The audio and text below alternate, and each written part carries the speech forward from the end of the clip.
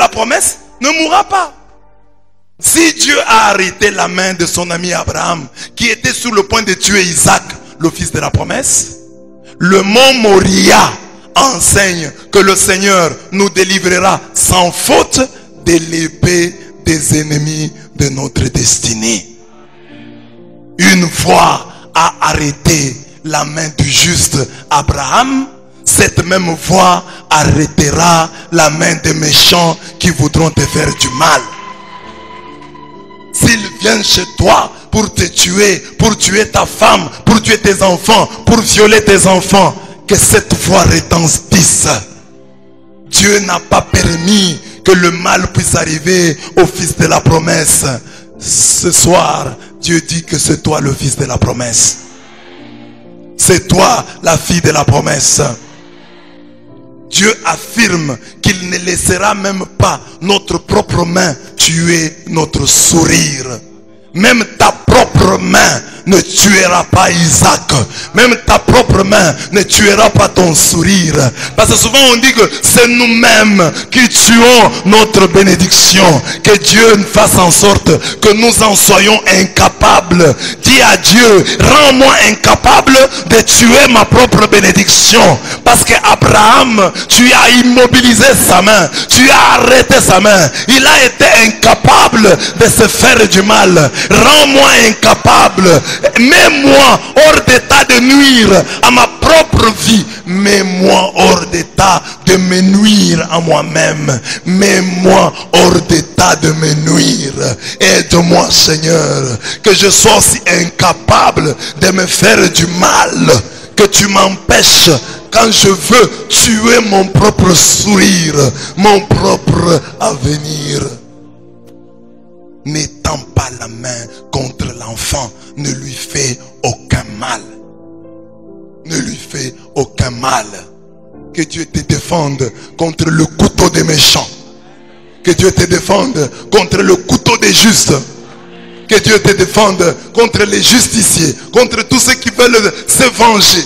Parce que quelqu'un peut vouloir te faire du mal en toute justice, mais que Dieu te défende. Que Dieu dise à tout celui qui veut tuer le fils de la promesse, n'étends pas la main contre l'enfant, ne lui fais aucun mal. Genèse 22, 12. Et quel est le pourquoi de cette surprotection? Ainsi parle Yahweh. Quand on trouve du jus dans une grappe, on dit ne la détruisez pas, car elle contient une bénédiction. Ainsi ferai-je en faveur de mes serviteurs. Je ne détruirai pas tout. Je ferai sortir de Jacob une race. Je ferai de Juda l'héritier de ma montagne. Mes élus les posséderont. Mes serviteurs y habiteront. Encore les montagnes sont là. Isaïe 65, 8 à 9. On dit, tu es comme une grappe. Et tu portes du jus. Tu as du jus. Et quand tu as du jus, on dit, ne la détruisez pas. Ne détruisez pas cette grappe, car elle contient une bénédiction.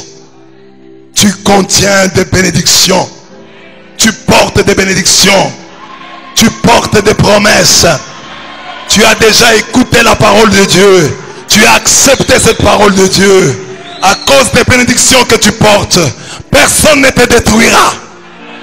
C'est pourquoi dans la vie, il faut te promener et être convaincu d'être porteur de bénédictions. Je porte des bénédictions. Dieu m'a dit, tu seras le premier et non le dernier. Dieu m'a dit que c'est par moi que ma famille sera bénie. Dieu m'a dit, c'est par moi que mes parents verront ceci, verront cela. Je porte une bénédiction. Personne ne pourra me détruire. Je porte une bénédiction. La bénédiction de plusieurs. Beaucoup dépendent de moi. Beaucoup dépendent de moi. De ma destinée, beaucoup dépendent. Beaucoup dépendent de ma destinée. Et je porte du jus en moi. Je suis une grappe porteuse de jus. Je porte du jus en moi. On ne doit pas me détruire. Car je porte une bénédiction. Tu as un père, une mère des parents maladifs. Et tu as de nombreux petits frères. Regarde l'histoire, est en train de dire que c'est toi qui portes la bénédiction de la famille. Papa partira, maman peut partir d'un moment à l'autre. C'est toi qui resteras avec ces petits. Mais personne ne doit te détruire. Tu es le fils de la promesse. Tu portes autant de promesses en toi. C'est toi le fils aîné. C'est toi le fils aîné. C'est toi le fils aîné. C'est toi Isaac.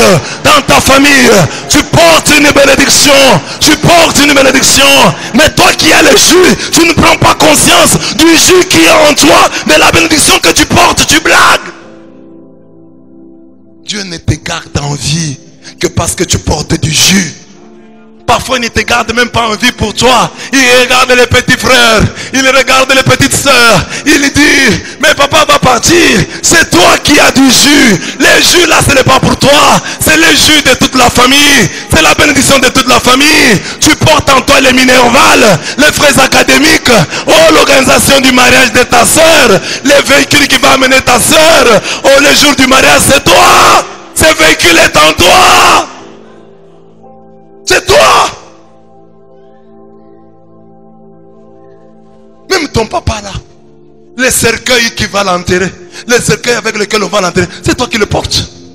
Mais tu ne sais pas. Et tu blagues avec la vie. Et tu te comportes avec légèreté. Tu te comportes avec désinvolture. Tu ne sais pas que c'est toi. Dieu te protège. Les maladies viennent dire ne les détruisez pas. Il porte une bénédiction. Les sorciers ne les touchez pas. Il porte une bénédiction. Derrière, il y a beaucoup de gens. Si vous le touchez, vous allez handicaper beaucoup de gens. Vous allez créer des problèmes à beaucoup de gens. Dieu fait ça, mais toi tu ne comprends pas. Dieu fait ça, mais toi tu ne comprends pas. Tu es aveuglé à ce point. Il y a même des gens qui ont échappé à des accidents mortels. Ces jours-là, on voulait te détruire. Et Dieu a dit, ne détruisez pas cette grappe. Elle a du jus. Elle contient une bénédiction. C'est pourquoi tu as échappé à cette maladie-là. C'est pourquoi tu as échappé à cet accident-là. C'est le jus que tu as. Ce jus-là ne t'appartient pas. Ces jus-là, c'est pour tes frères et tes sœurs. Ces jus-là, c'est pour la famille. Ces jus-là, Dieu l'a mis en toi. Pour les autres, il l'a mis en toi. Tu es la banque de la famille. Tu es la banque de la famille. Mais tu ne comprends pas. Tu te comportes comme si tu n'avais aucune responsabilité. Prends seulement conscience de la responsabilité et ta vie changera. Je suis un responsable. Si je vis jusqu'à maintenant, c'est parce que Dieu dit, ne le détruisez pas. Il contient une bénédiction. Il porte en lui les bénédictions de sa famille. C'est ça que Dieu voit en toi. C'est pour ça qu'il te protège. Mais toi-même, tu ne comprends pas. Je ferai sortir de Jacob une race, un petit reste. Je ferai de Judas l'héritier de mes montagnes. Ah bon? Mes élus les posséderont. Mes serviteurs y habiteront. Isaïe 65, 8 à 9.